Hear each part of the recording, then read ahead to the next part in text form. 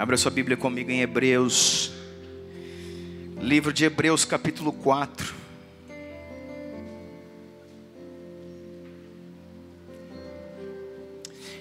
Hebreus 4.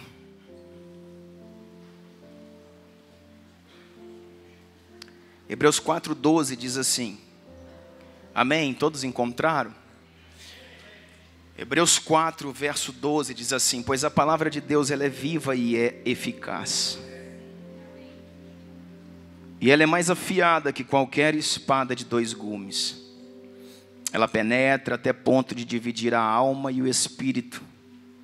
Ela penetra até o ponto de dividir a alma e o espírito, as juntas e as medulas, e julga os pensamentos e a intenção dos corações.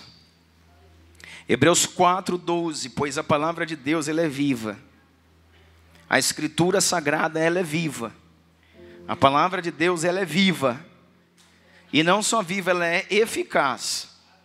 Ela é mais afiada que qualquer tipo de espada, do que uma espada de dois gumes. Ela penetra até o ponto de dividir, vai lá no fundo para dividir alma e espírito, para dividir juntas e medulas. Ela julga os pensamentos e as intenções do coração. Nada em toda a criação está oculto aos olhos de Deus. Tudo está descoberto. Diga comigo, tudo está descoberto e exposto diante dos olhos daquele em quem havemos de prestar contas. Diga assim comigo, prestar contas. Irmãos, Hebreus 4, Deus começou a ministrar isso agora no meu espírito. Fala da escritura, daquilo que estamos falando aqui dia após dia, daquilo que acabamos de falar aqui, né, sobre ofertas, de como a palavra ela é viva, de como a palavra ela é cortante, de como a palavra ela é eficaz. Hebreus 4 diz que a Bíblia, a escritura, a palavra, ela entra tão profundo que ela consegue trazer o quê? A intenção do coração para fora. Nada, absolutamente nada em toda a criação está oculto aos olhos de Deus. Tudo está exposto, descoberto diante dos olhos daquele a quem todos nós vamos ter que prestar contas. Irmãos, quantas vezes a palavra de Deus parece que nos fere, parece que nos machuca? Porque a gente às vezes atribui isso ao pastor, atribui a quem está ministrando. Ah, o pastor fulano, pastor Douglas, pastor Bruno, pastor tal e pastor tal. E a gente atribui isso a quem está manejando a espada. Mas nós só estamos manejando algo, uma arma que pertence ao Senhor, a espada.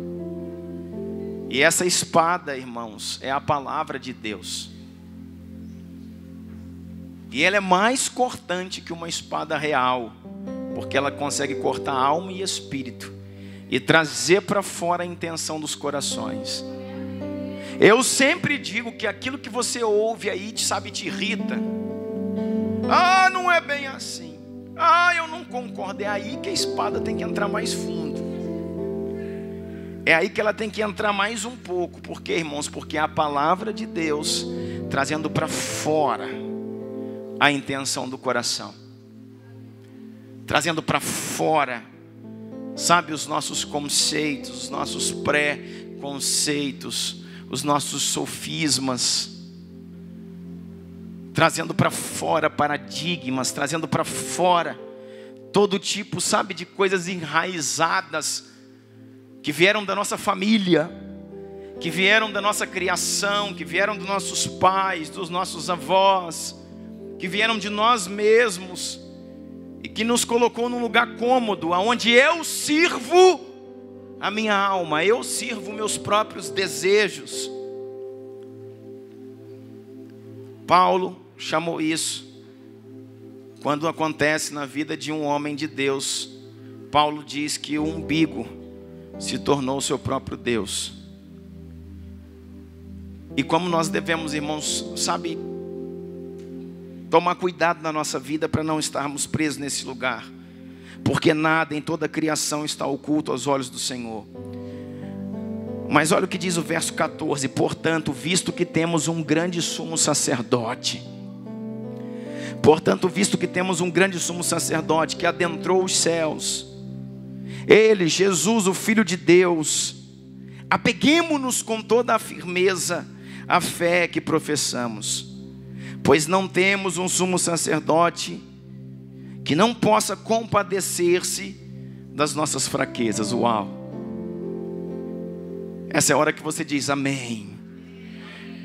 Nós, diz a palavra aqui, olha, pois não temos um sumo sacerdote que não possa compadecer-se das nossas fraquezas, mas sim alguém que, como nós, passou por todo tipo de tentação, porém sem pecado. Verso 16: assim, aproximemo-nos ao trono da graça com toda confiança, a fim de recebermos misericórdia e encontrarmos graça que nos ajude nos momentos da necessidade. Olha o verso 16, irmão. Assim, aproximemo-nos do trono da graça com toda confiança, não é com medo. Nós temos que se aproximar a Jesus, não é com medo. Sabe, nós falamos aqui nessa noite de juízo, mas se você ficar preso no medo do juízo, irmão, você nunca vai conhecer o amor do Pai. Se você ficar preso no medo do juízo, você nunca vai conhecer o amor do Pai. Porque o verdadeiro amor lança fora todo medo. E numa impressão de medo, num espírito de medo, você se afasta. Você se afasta, você se afasta. Quanto mais você teme alguma coisa, mais você se afasta. Quanto mais você tem medo de alguma coisa, insegurança, temor em relação àquilo, mais você se afasta. Mas quando você crê, quando você acredita, quando você quer, você se aproxima. E a palavra do Senhor diz: aproximemo-nos do trono da graça com toda a confiança, com fé, com esperança, com atitude, a fim de recebermos misericórdia e de encontrarmos graça que nos ajude nos momentos de necessidade. Eu estou mais certo, irmãos, a cada dia, que tudo aquilo que nós temos por dom, nós temos por carisma. Nós voltando à escola do reino, né? Quinta-feira demos uma aula e foi uma aula tensa. Foi uma aula tensa. Uma aula com muitos, sabe, uma aula muito teórica, com muitas definições, mas importantíssima para o desenvolvimento do corpo. Mas nós falávamos a respeito do carisma, do dom. Dom, irmãos, é um dom, é um presente de Deus, é algo imerecido. E tudo que nós temos, temos pelo dom. Temos pela graça. A palavra carisma quer dizer dom imerecido, só que a palavra carisma, ela precede uma palavra que quer dizer graça. Dom é graça, e graça é Jesus. Nós precisamos nos aproximar, irmãos, de Jesus, crendo que Ele é o sumo sacerdote eterno, crendo que por Ele nossas fraquezas, nossas dificuldades, nossas imperfeições, sabe, são curadas, restauradas, são trabalhadas. Eu quero que você pense comigo a respeito do tabernáculo. Gosto muito de pensar sobre isso, a respeito do tabernáculo e suas recâmaras. O tabernáculo era constituído, você sabe disso, por três recâmaras. Deixa eu abrir aqui um outro lugar.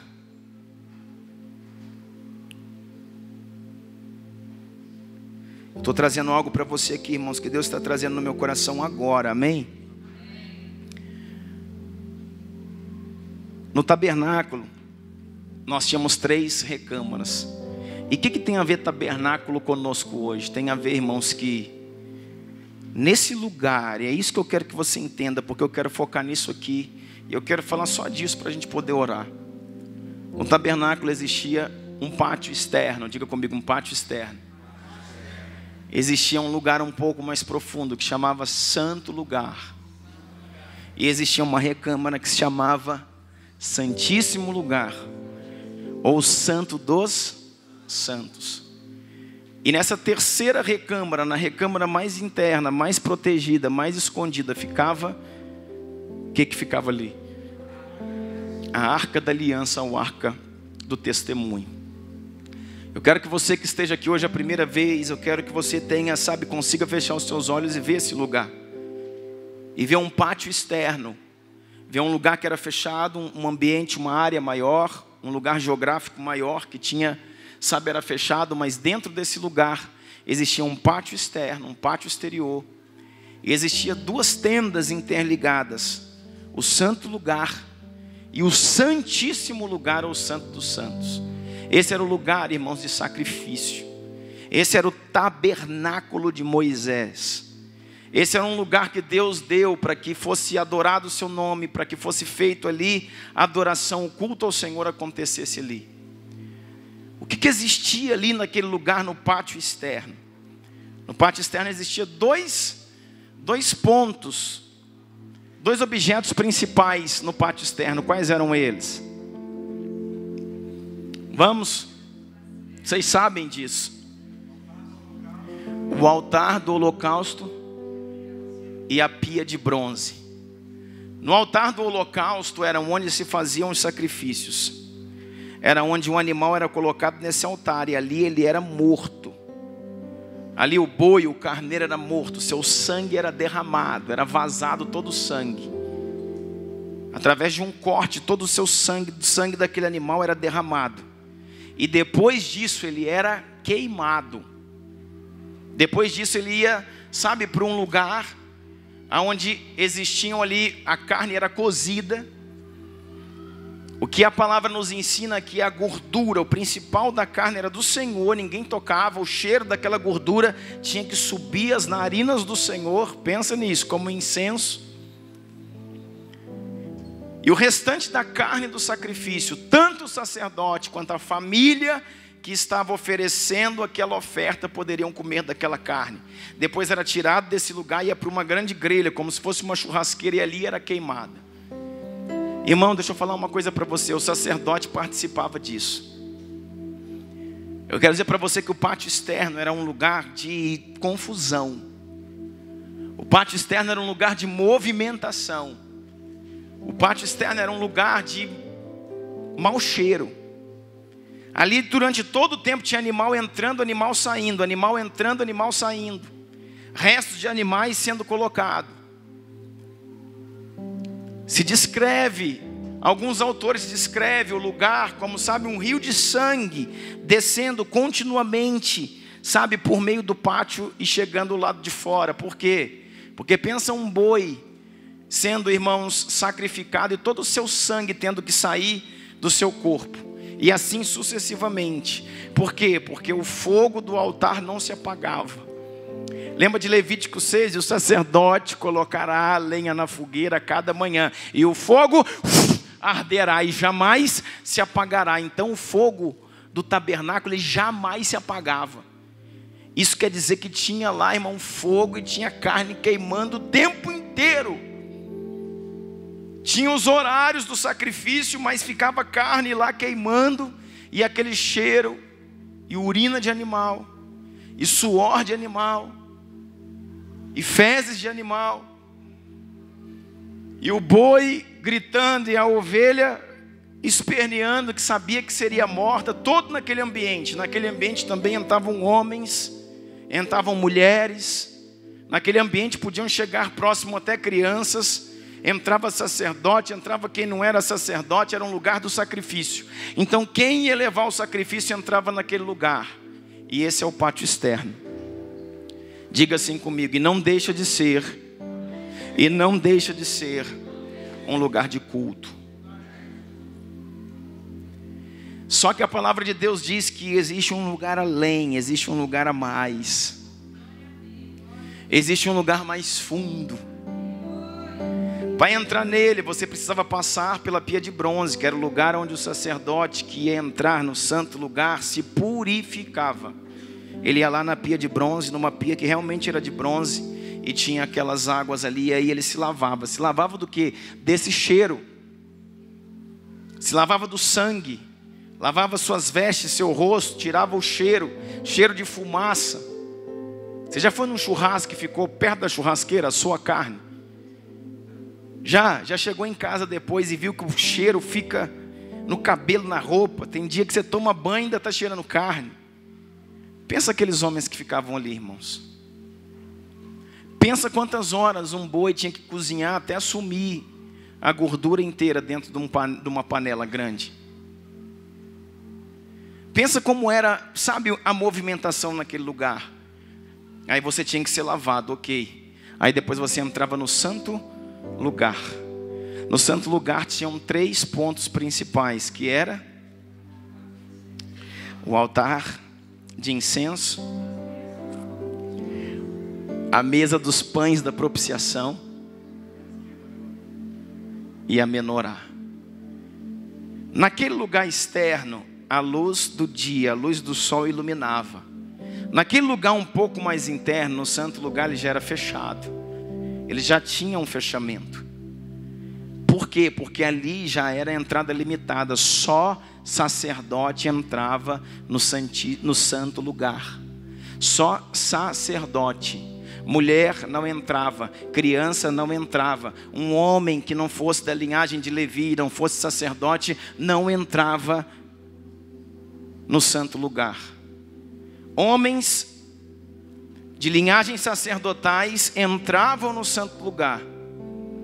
E ali existiam 3 papéis principais, que era justamente acender a menorá, que geralmente tinham, né, os seus 7 pontas, as chamas acesas.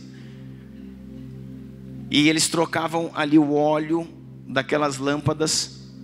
Esses homens trocavam os pães da mesa da propiciação. Quantos pães tinham em cima dessa mesa? 12 pães em cima da mesa.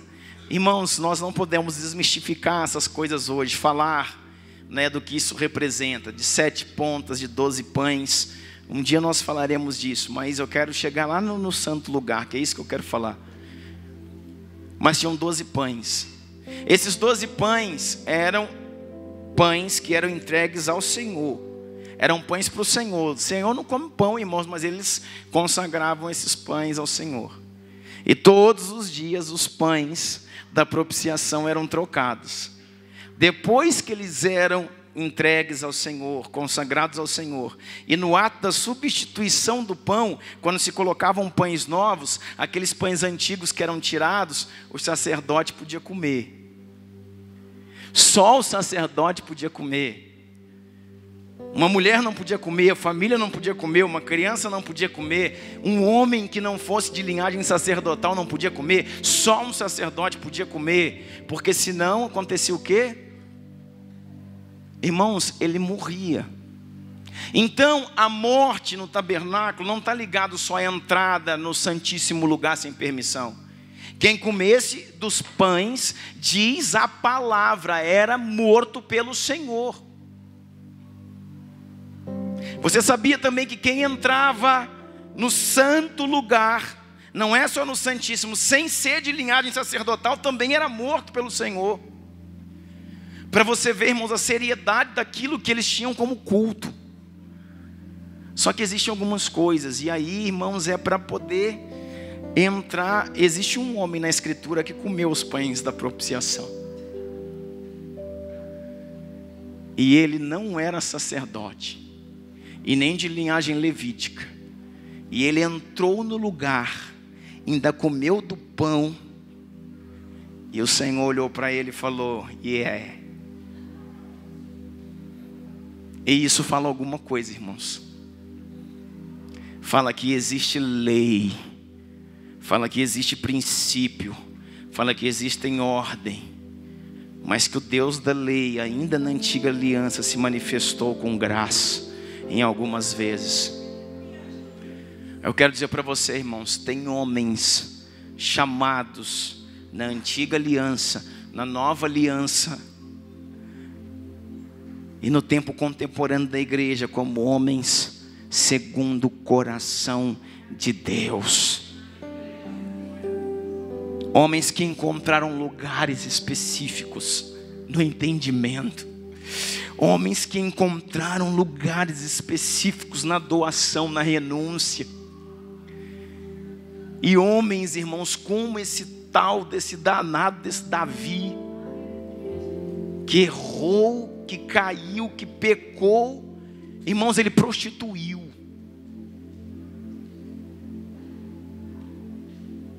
Mas é o homem segundo o coração de Deus. Por alguma coisa específica, o Senhor olhou para ele e falou: precisava, eu tinha que fulminar, acabar com a sua raça, mas eu te amo, e eu vejo em ti algo específico, eu vejo em ti algo especial, eu vejo em ti algo que outros nunca poderão fazer, eu vejo em ti algo que nunca alguém poderá entender como você entende, se mover como você se move. Por isso eu vou poupá-lo, perdoá-lo, amá-lo e estabelecer a sua descendência para sempre. Nós precisamos entender, irmãos, o que é graça. Que embora esse fosse o tempo da lei, essa fosse a antiga aliança, o tempo da lei, olho por olho, dente por dente, em alguns momentos Deus se manifestou com a graça. E essa foi uma, o cara entrou lá e mexeu. Só que ali era um culto onde homens entravam e onde era um lugar mais cheiroso, um lugar mais tranquilo, onde não tinha cheiro de fezes. Ali também tinha um altar de incenso. Então o incenso era queimado todos os dias e subia um cheiro suave, onde perfumava o ambiente. O ambiente a meia luz, porque o que clareava ali era a luz da menorá. Eram 7 pontas que tinham fogo nas suas pontas, iluminava o candelabro ou menorá, iluminava aquele lugar. E os pães da propiciação eram trocados todas as manhãs. E naquele lugar existia um tipo de gente que conseguia entrar ali para um determinado tipo de culto ou de adoração. Sabe o que eu quero te levar a pensar nesses dias, irmãos? Em que ponto você chega na sua adoração? Em que lugar você consegue chegar com a sua adoração? Quão perto da presença, porque a arca era a presença. Quão perto da presença você consegue chegar com a sua adoração? Porque saindo desse lugar, existia aqui, como se fosse assim, o pátio. Mateus está no pátio, tocando aqui no pátio. Infelizmente, ficou no pátio. É como se essa parte aqui do meio, entre, ali onde o Mateus está, e essa parte aqui da bateria fosse o santíssimo lugar. O baterista ficou bonito, hein? E esse lugar aqui fosse o santo lugar. E lá o santíssimo, ou santo dos santos. Irmãos, para entrar aqui, aí já tinha um véu, já era tudo fechado. Não entrava nada de luz, não tinha janela, ninguém podia olhar por nenhuma fresta, nem por cima nem por baixo, nem por laterais nem por diagonais. Esse véu era um fechamento total. Fala-se, alguns historiadores, que esse véu chegava a ter, irmãos, 60 centímetros de largura, de espessura. Camadas e camadas e camadas de tecido, de couro, camadas e camadas e camadas, que todas elas davam 60 centímetros de largura. Era o véu que você achava que era o mosquiteiro lá da sua filha. Ou o véu da noiva, que foi rasgado. Um véu, aquele branquinho, um véu. Irmãos, esse véu eram camadas de couro. Várias e várias e várias e várias e várias e várias dessa largura, 60 centímetros. Porque ela é um breu total. Só que nesse lugar, querido, só entrava um homem. Só o sumo sacerdote. Uma vez por ano. Um único homem, uma vez por ano, para um determinado culto, o Yom Kippur entrava nesse lugar. E quando ele entrava nesse lugar, irmãos, Ele tinha se lavado lá na pia de bronze. Só que ele tinha que entrar no santo lugar sem contaminar o lugar. Ele tinha que entrar no santíssimo lugar sem contaminar o véu. Só que as suas mãos tinham sangue. Porque o animal que tinha sido morto lá fora, ele tinha que levar um recipiente e aspergir 7 vezes o sangue sobre a tampa do propiciatório, que era de ouro maciça. Irmãos, isso tem cada simbologia, cada coisa que você chora, que você adora, que você ri, que você fala: Deus, como assim? Irmãos, Deus é tão perfeito, é tão magnífico. E esse homem tinha que entrar lá dentro. Irmãos, eu penso no Davi, no atrevido Davi. Que quando Davi entrou naquele lugar, eu penso que ele deve ter pensado umas 20 vezes para não entrar no Santo dos Santos. Que ele ficou olhando aquele tanto de recâmara e falando: olha, aqui eu já entrei, era para eu estar morto, agora eu estou vivo. Quem sabe papai deixou eu entrar mais uma. Sabe o desejo que aquele homem tinha? Sabe o desejo que Davi tinha? Irmãos, se você pegar os salmos de Davi, nós falamos muito sobre Paulo, um homem que foi ao 3º céu de revelação e escreveu as coisas mais... Irmãos, se você pegar o que Davi escreveu na antiga aliança, talvez seja maior do que o entendimento de Paulo. Aquilo que ele escreveu, ele já sabia da minha linhagem, da linhagem de Judá. Ele virá o leão. Ele entendia o que ninguém entendia. Ele quebrou protocolos, como quando foi buscar essa mesma arca lá em Kiriat Jearim, na casa de Abinadab, trazendo a arca para Jerusalém, quando ele se tornou rei. A arca é do Santo dos Santos no tabernáculo. A história diz, a lei levítica diz, o Senhor disse: lá é o lugar da arca. Mas no caminho o Senhor falou para ele: filho, eu estou tendo uma outra ideia. Ele falou: pode mandar aí. Vamos construir uma tenda.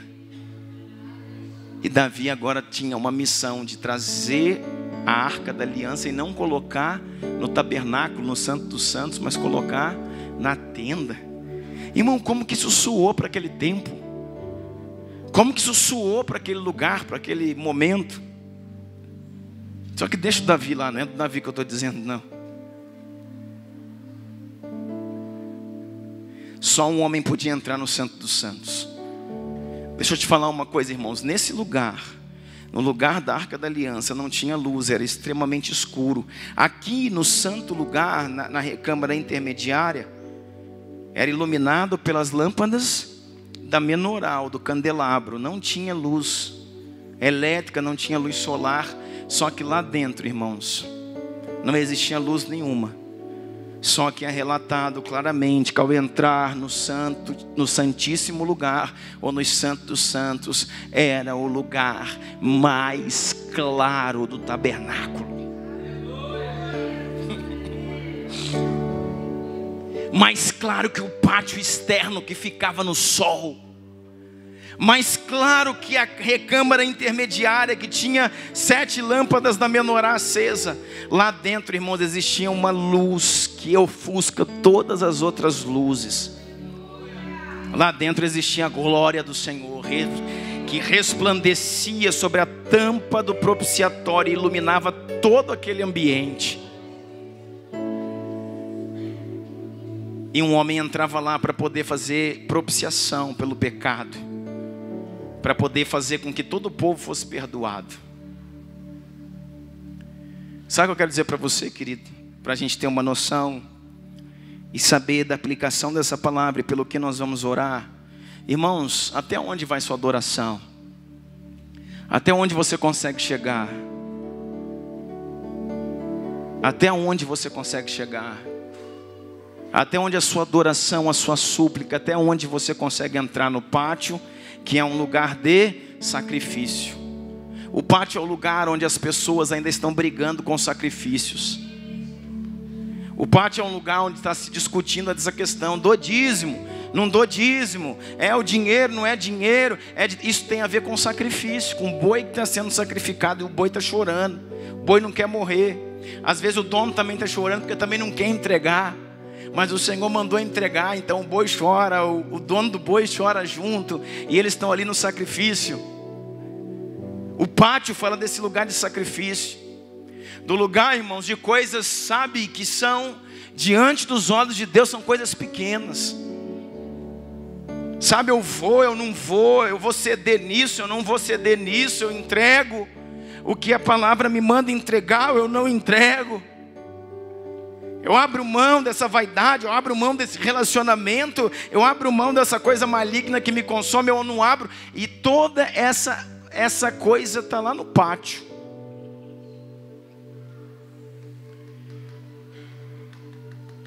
Quando você entra num lugar, irmãos, um pouco mais profundo. Deixa eu falar uma coisa para você, muito importante, nós vamos orar. Você para de ter brigas externas e passa a ter brigas internas, que são as mais difíceis de serem vencidas. E se você já chegou nesse lugar, seja bem-vindo à guerra, onde você tem lutas internas. E essas lutas não são contra o diabo. Essas lutas são contra aquilo que durante toda uma vida você colocou como se fosse o seu padrão. E para vencer isso, irmãos, precisamos aprender algumas coisas com Davi. Que até ele, escuta uma coisa, a palavra do Senhor fala que Davi, ele foi treinado com ursos e com leões, amém? O livro de 1 Samuel, se eu não me engano, vai falar isso, que Davi apacentava os rebanhos do seu pai, e que quando ele apacentava os rebanhos, enquanto ele estava lá treinando com a sua funda, eu tenho para mim, já falei isso várias vezes aqui, que Davi não começou derrubando leão nem derrubando urso. Ninguém começa derrubando um leão com uma funda. Ninguém começa derrubando um urso com uma funda. Com certeza Davi começou com as raposas, com os lobos que tinha naquele lugar, com os animais menores. Mas a Bíblia fala, irmãos, de uma ação que veio contra ele, veio um urso. E ele venceu o urso, escuta isso. Depois a palavra de Deus diz que ele lá no trato com as ovelhas, veio um leão. E se você pegar bem e olhar, a Bíblia não fala que o urso veio contra a ovelha, mas fala que o leão veio contra a ovelha. E o leão, pegando a ovelha, saía com a ovelha, e ele perseguia a ovelha, tomava o leão pela barba, e o matava, e tirava a ovelha dos seus dentes, das suas garras. E quando ele tirava a ovelha, aí o leão vinha contra ele. Mas o leão primeiramente veio contra a ovelha. Ele venceu isso. E porque ele passou pelo urso, passou pelo leão, ele chegou em Golias. Irmãos, se conecte comigo, por favor, eu preciso desses minutos aqui, nós vamos orar. Nós estamos falando, irmãos, de estratégias, nós estamos falando de processos de guerra espiritual, nós estamos falando de crescer em intercessão, de crescer em adoração, como sendo a principal arma que pode te trazer êxito numa batalha, numa guerra em espírito. Quando a Bíblia fala do urso, quando a Bíblia fala do leão e quando a Bíblia fala de um Golias, é uma escada, é um processo. Davi se desenvolveu em batalhas. Você vê claramente que o urso vinha contra ele. E quando o urso vinha contra ele, e ele conseguiu derrubar, destruir aquilo que vinha contra ele, mas vinha de onde? De fora. Diga comigo, de fora. Ok? Ele passou agora a lutar com leões. O leão não vinha contra ele, o leão vinha contra o rebanho. O leão vem contra a sua casa. Esse leão não é o leão de Judá, é o leão que vem para destruir. É a figura do mal. Esse leão vem contra o seu casamento, esse leão vem contra os seus filhos, esse leão vem contra a sua casa, contra as suas finanças, contra aquilo que é seu. Aí onde entra tanto aquilo que a gente tem falado aqui, Marquinho, Alexandre, o sacerdócio do homem, na defesa daquilo que o Senhor nos deu como herança, na defesa daquilo que o Senhor nos deu como propriedade, como herança. Propriedade, pastor? Sim, irmão, propriedade, a herança do Senhor, os filhos, a esposa, o casamento. Mas Davi foi treinado numa luta com o urso e venceu. Davi foi treinado agora numa luta com leões que vinham contra, não somente a ele, mas contra aquilo que ele tinha, e venceu. Davi então é levado a uma luta contra Golias. Golias fala de uma estrutura que vem contra uma nação. Golias não veio afrontar Davi. Golias veio afrontar Israel. Existe um mundo de ideologias que vem afrontar uma nação chamada Brasil. Existe um mundo de um pacote ideológico que vem para destruir a família, que vem para destruir a criança, que vem para destruir o adolescente, que vem para destruir a fé, que vem para destruir os princípios judaicos e cristãos de uma nação chamada Brasil. E isso é algo espiritual. Não está ligado ao partido A, B, C, a bandeira vermelha, a um homem que está preso. Está ligado a principados e potestades. Está ligado a um conjunto de ideias.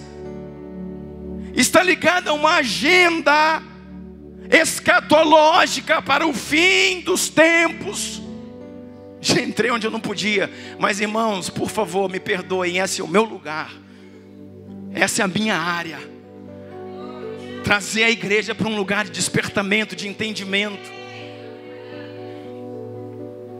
Isso é representação de Golias. E porque ele aprendeu a lutar contra aquilo que era pessoal, e porque ele passou a saber defender a esposa, os filhos, os recursos, a casa, como um sacerdote a blindar as coisas, ele passou agora a lutar contra as coisas maiores que vinham contra a sua nação. Nós, como igreja, estamos querendo entrar em guerra de nações, enquanto a gente não consegue nem resolver, irmãos, o que acontece na nossa vizinhança. Nós não matamos o leão, não matamos o urso e queremos brigar com o gigante. Por isso, irmãos, muita gente doente, muita gente caindo, muita gente fraca, muita gente ferida, muita gente machucada, porque quer entrar em nível de batalha que não está pronto para entrar. Só que Davi estava e ele derrubou o gigante. Só que chegou num tempo, querido, e esse era o tempo, na minha cabeça, preste atenção no que eu vou falar para você. Preste atenção no que eu vou falar para você. Chegou num tempo de Davi colocar agora uma armadura, não mais física, mas uma armadura do Espírito. Eu nunca falei isso que eu estou falando aqui para você. Talvez muita coisa que eu falei aqui você já ouviu. O que eu vou falar agora você nunca ouviu. Chegou um tempo de Davi se armar com uma armadura do Espírito. E o Senhor deixou ela para nós em Efésios 6, 10. Capacete, couraça, escudo, espada, sandálias, cinturão. Porque Davi era muito bom com sua armadura terrena.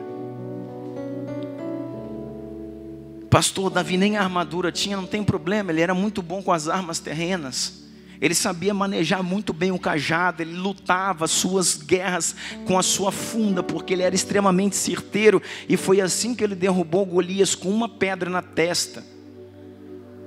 É lógico que tudo tem um simbolismo profético, daquela funda, daquela pedra que representa o Cristo na mente, na cabeça de uma entidade.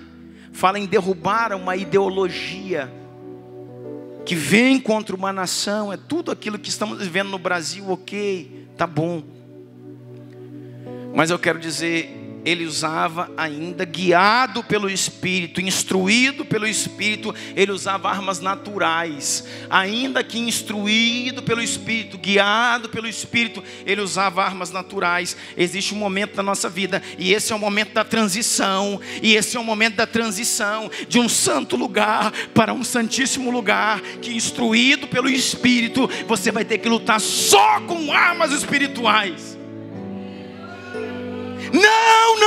Não é fácil.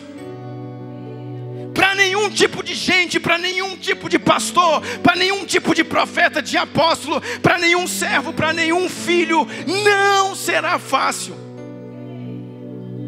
A condução continua sendo do Espírito, e as armas não são mais armas naturais. Porque você consegue adentrar ainda em um lugar, você consegue derrubar o urso, você consegue derrubar o leão, você consegue derrubar o Golias, na instrução do Senhor, mas usando algumas armas naturais. O seu serviço, a sua ideia, a sua empresa, o seu recurso, algo, mas vai chegar um lugar, irmãos, para entrar no Santo dos Santos, que você vai ter que trabalhar na instrução de Deus, e só armas espirituais. E essas armas são a fé. Essas armas são a palavra declarada e profetizada. Eu não pego mais aqui, eu não pego mais aqui, eu não ligo mais aqui.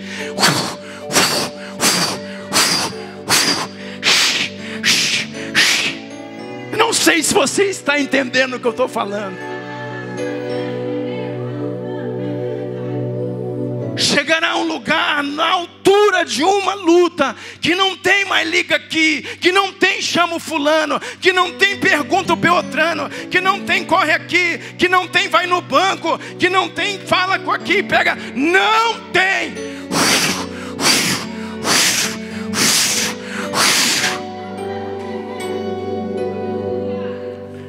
A espada da palavra,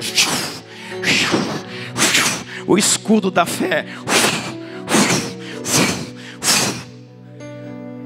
E se você souber manejar isso, você vai estar pronto a entrar num lugar que você nunca pensou, nem olhos viram, nem ouvidos ouviram, nem jamais penetrou num coração humano, o que Deus preparou para aqueles que o amam.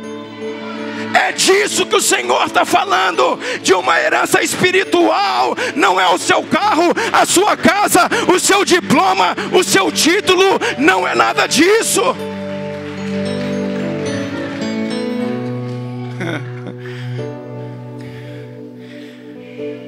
E Davi precisou desse lugar, e num primeiro momento não conseguiu acessar, porque ele venceu o urso, ele venceu o leão, ele venceu o gigante, mas ele caiu com algo que muita gente pensa, é o diabo. Não, o diabo não está dentro de você. O diabo não está dentro de você. Quem está dentro de você é o Espírito Santo. O diabo está de fora, não está aqui dentro. O diabo, irmãos, não é onisciente. Você que acredita nisso, pensa errado. Satanás não lê o seu pensamento. Satanás não consegue saber o que você pensa, a não ser que você fale, libere. Satanás não está dentro, está fora. Satanás é uma guerra externa, como foi o leão, como foi o urso, como foi o Golias. Mas Betseba plantou em Davi uma guerra interna. Betseba podia ser um instrumento do inimigo, como se fosse uma isca. mas plantou em Davi, na mente, no coração, uma semente interna, de algo que falava ao seu coração de dia e de noite, de algo que falava à sua mente de dia e de noite, e de algo, irmãos, que não adianta funda.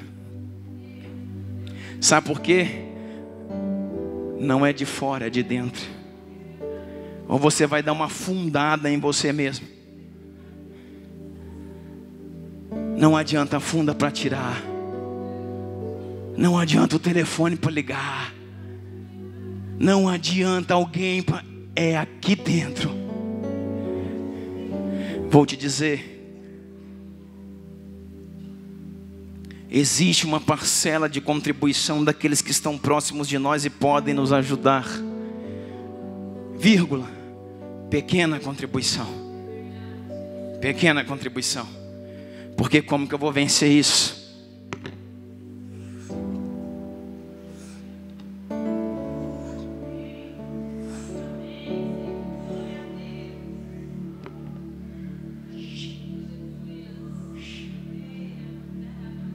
A guerra é aqui dentro. A guerra é aqui dentro. No caso de Davi, irmãos, um adultério, no caso de Davi, um caso extraconjugal, mas não se resume a isso. Existem muitas guerras internas que trabalham e martelam a nossa mente de dia e de noite, de dia e de noite. É por isso que temos falado isso aqui nesses dias. Alexandre pregou na terça-feira passada, falou sobre isso, sobre justamente essa mensagem, essa palavra de Efésios 6. Efésios 6:10, que quando diz ali os primeiros termos, quando diz principados e potestades, não falam a respeito de coisas de fora, falam a respeito de coisas de dentro. Principados e potestades.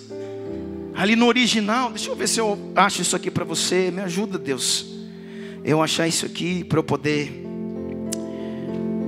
falar. Eu quero, abra aí, irmãos, comigo, por favor, nós estamos terminando.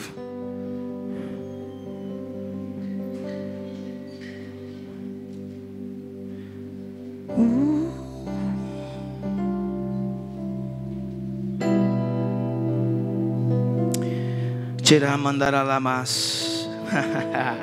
Efésios 6:10. Finalmente fortalecei-vos no Senhor e na força do seu poder. Revesti-vos de toda a armadura de Deus, para poderes permanecer firmes e contra as ciladas do diabo. Pois não é contra carne e sangue que temos de lutar. Então ele fala de duas coisas aqui, mas sim contra principados. A palavra aqui, irmãos, principados é arche. Arche, que quer dizer uma fortaleza, um reinado. Aí depois vírgula, não é contra as potestades que temos que lutar. Potestades aqui, o termo grego é exousia. Não fica no que eu estou falando não, irmãos. Vai lá e confere exousia. O que é exousia, pastor? Olha a definição de exousia no grego. Poder de escolha, liberdade de se fazer o que se quer. O principado que você achava que era o diabo, o principado que você achava que era o diabo, é você mesmo, irmão. Sou eu mesmo. O principado é exousia, quer dizer liberdade para se fazer o que se quer. Aí vem depois, e contra dominadores deste mundo tenebroso. Aí a palavra é cosmocrator, que fala do príncipe deste século. Aí pode ser o miserável. Mas eu quero dizer, irmãos, essa armadura existe para proteger as lutas internas. Ela é muito mais importante para se lutar de dentro do que de fora, para derrubar tudo aquilo que vem e consome a mente, consome o coração. Por quê? Não sei se você está entendendo. Porque isso é a porta de entrada para um culto no Santo do Santo, ou no Santíssimo Lugar. Porque essa é a porta de entrada para o lugar onde nem olhos viram, nem ouvidos ouviram, nem jamais penetrou em coração de homem o que Deus separou, o que Deus preparou para aqueles que adentrarem a esse lugar, que vencerem os sofismas, que vencerem os paradigmas. Vou te dizer, irmãos, esse é o momento X da sua vida. Esse é o momento X da sua vida, porque aí você vai entrar, irmãos, em lugares de gente grande. E talvez essa palavra não interesse aqui para todos, mas existem homens aqui querendo entrar em lugar de gente grande. Existem mulheres aqui querendo entrar em lugar de gente grande no Espírito. Deixa eu falar uma coisa para você. Olha aqui, nós vamos orar. Esse é um lugar, irmãos, aonde coisas que são, sabe, sofismas, paradigmas. Sofisma é tudo aquilo que parece que é uma verdade absoluta, na verdade é mentira. Sofismas, paradigmas, coisas que precisam ser retiradas da sua vida, do seu pensamento, da sua forma de ser, da sua forma de falar, da sua forma de agir, da sua forma de pensar. Eu sempre pensei assim, agi assim. Agora eu estou na igreja e eu adapto a minha caminhada na igreja com aquilo que eu pensei. Miserável. Irmão, não sou eu que estou dizendo isso. Não cabe no reino. Tudo que pensamos, sentimos, vivemos, por Ele existimos, nele nos movemos, tudo, de cabeça, ponta dos pés, em tudo, teremos que entrar naquilo que Ele é. Por isso bem disse as pessoas que olhavam de fora e diziam: esse povo é radical, muito mais do que se pensa. Porque o Evangelho, a Bíblia, a palavra é radical. Então nós vamos ter que entrar nesses lugares para desmontar tudo isso. De coisas que a Bíblia diz que tem que ser tirada, tem que ser formatada, tem que ser arrancada. E dói, e dói, e dói. Não tem nada a ver com capeta, não tem nada a ver com o diabo, tem a ver com miserável, homem que sou. Paulo dizia: esmurro o meu peito, esmurro a minha carne, até levá-lo onde ele precisa estar. Ele não dizia: eu esmurro o diabo. Não tem nada a ver com Satanás. Satanás ficou lá no urso, ficou lá no leão, ficou lá no Golias. Irmãos, Betseba fala de uma estrutura interna. É aqui, a cada dia, tendo que tirar, desmistificar, remover. E vou te dizer uma coisa que eu descobri esses dias. E tendo que trazer algumas coisas de volta ao lugar. Não é só tirar, irmãos. É trazer valores para o seu lugar. É trazer valores para o seu lugar. Não é só tirar, é colocar coisas no seu devido lugar. Coisa que já vivemos, mas não está no lugar que precisava estar. Coisa que acreditamos, Péricles, mas não tem o valor que precisava ter. Não está na ordem de prioridade que precisava. Não está no lugar, então nós precisamos colocar.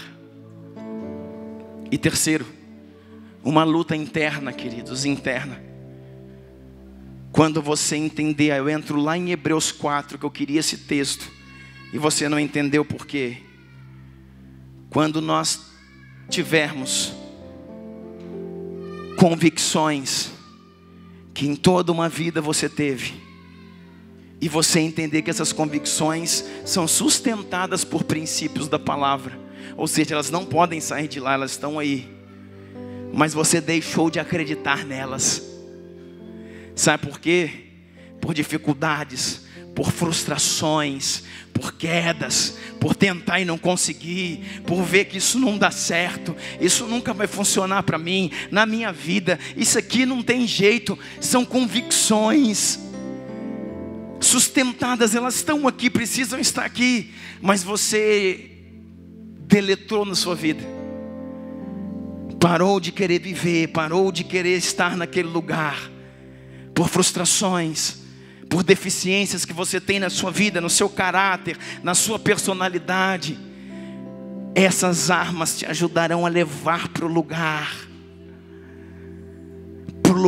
que é devido todas as convicções que estão ligadas aos princípios eternos. E tudo aquilo que você diz, eu não dou conta, eu não vou viver isso como filho, não vivo isso como marido, não vivo isso como esposa, eu nunca vou viver isso como um pastor. Hebreus 4 diz: aproximai de mim com excelência, com vontade, com gana, certos de que aquele que adentrou uma vez por todas nos santos dos santos está pronto a te receber com misericórdia e de te devolver, e de te restaurar, e de te ajudar. Aproximai-vos com convicção. Não desista, irmãos. Deus te chamou aqui para isso. Quero ler esse texto aqui que tem a ver com isso. Nós vamos orar, escuta. Shemandai alabastou que amanás. Hebreus capítulo 10.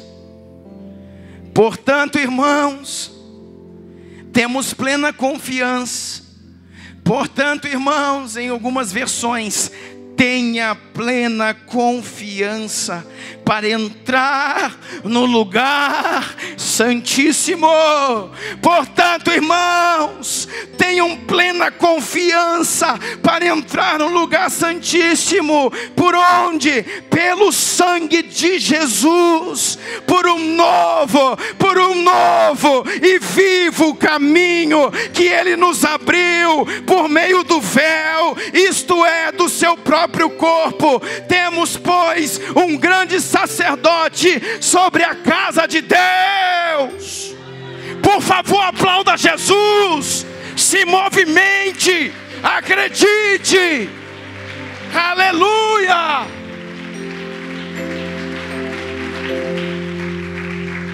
Essa é a sua única opção. Você não vai ser melhor amanhã do que é hoje nas suas próprias forças. Tudo começou no Éden, num homem caído, numa natureza adâmica caída.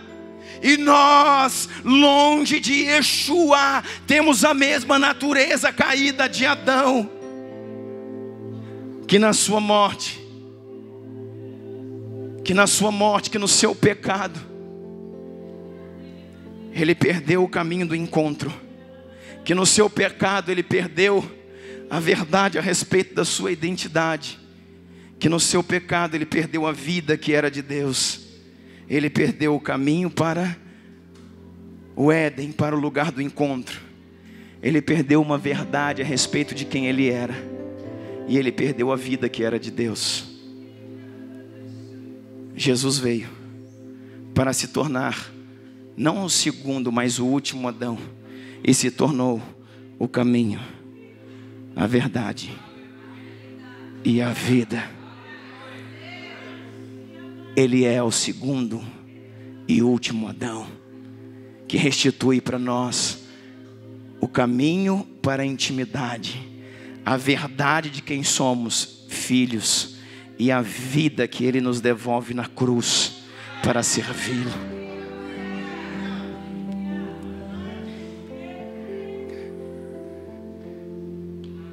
Sabe por que Jesus fala assim? Entre no Santo dos Santos. Pode entrar lá. Essa é para você aplaudir de pé. Sabe por que Jesus quer que você entre no Santo dos Santos? Não é porque para que você chegue lá nesse lugar e encontre a arca da aliança lá dentro. Esse era o desejo de qualquer homem. Esse era o desejo de qualquer hebreu. Esse era o desejo de qualquer filho de Deus naquele tempo. Ter a oportunidade de apenas em um segundo contemplar a glória do Senhor pela arca. E o Senhor diz assim: por Jesus, que é o caminho, que é a verdade, que é a vida, que pelo seu sangue criou a ponte, entre no Santo dos Santos. Sabe por que o Senhor quer que você entre? Para que quando você vá caminhando por Jesus e entre no Santo dos Santos, no lugar geográfico do tabernáculo, você tenha a certeza de que a arca não está mais lá.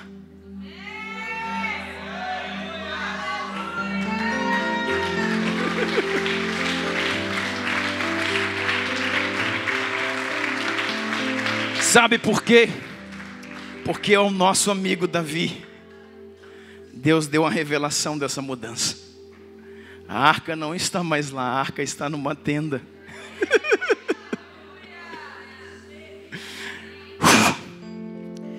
Você está entendendo o que é isso? Sabe por quê, irmãos? Porque a arca, em 586, 587 a.C., com a invasão do Império Babilônico ao reino de Judá, Jerusalém foi roubado. Essa arca foi colocar o fogo, destruíram o templo, e a arca desapareceu. Não se viu mais a arca. A escritura fala que ela foi recolhida aos céus. Sabe para quê? Não é para que você olhe para lá para adorá-la. O Senhor falou: a sua adoração não depende mais disso. Eu já trouxe para cá para guardar. Eu já coloquei a essência da arca, os querubins. Eu já coloquei a presença que a arca era no meio do povo. Pelo meu Espírito está em vós. Por isso que não entre no Santo dos Santos para cultuar, entre no Santo dos Santos para ver que esse não é o seu lugar de culto, porque a arca, por meio do Espírito, habita na tenda, que é você, que é a igreja de Jesus Cristo.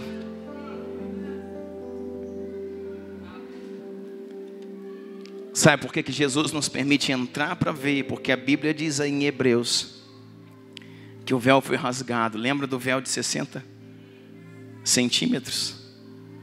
Existem duas possibilidades proféticas para a abertura do véu. O primeiro, em toda a Bíblia, quando você olhar, você vai ver que quando o filho de um patriarca, quando o filho de um hebreu morria, eles rasgavam as suas vestes. Jacó, quando vieram, falaram para ele: seu filho José morreu. Ele rasgou suas vestes. Jó, leia o livro de Jó, rasgou as suas vestes. Existe um simbolismo no livro de Isaías, capítulo 1, se não me engano, diz que quando Isaías tem aquela visão, diz que ele viu o trono, ele viu o Senhor sentado no seu trono, e a orla do seu manto, do manto do Senhor, cobria o templo. Quando o filho morreu, alguém rasgou o manto que cobria o templo. O manto não rasgou de baixo para cima, mas de cima para baixo. E quando o manto foi rasgado, deu acesso a que você pudesse ver o que está lá. Não para que quisesse entrar porque está vazio como túmulo, mas que pudesse valorizar o que está aqui dentro. A outra versão está aqui, mais clara ainda, não precisa de interpretação. Hebreus, onde lemos, capítulo 10 de Hebreus, verso 20: por um novo e vivo caminho que Ele nos abriu por meio do véu, isto é, da sua própria carne. No original, aquele véu era a carne de Cristo. que quando foi rasgada na cruz, o véu também se rasgou. Por isso, irmãos, não há como entrar nesse lugar se não for por Ele. Não tem como você ser o que você não é se não for por Ele. Não tem como você melhorar. Não tem como você ser diferente. Não tem como você mudar nada se não for por Ele. Sabe como é que eu concluo isso aqui? Com uma frase de Billy Graham. A partir de hoje, entre todos os dias no seu quarto e se tranque com Jesus, até que você se torne o seu melhor amigo. Porque isso sim mudará toda a sua vida e toda a sua história. Que isso tenha ficado no seu coração. Que a armadura de Efésios 6 te promova a lutar as batalhas internas, a tirar o que tem que ser tirado. E por favor, não se esqueça desse ponto, a trazer de volta o que precisa tomar alguns lugares. Coisas que você acredita, que você até vive, mas que não tem o lugar que precisava ter. Fica de pé comigo em nome de Jesus.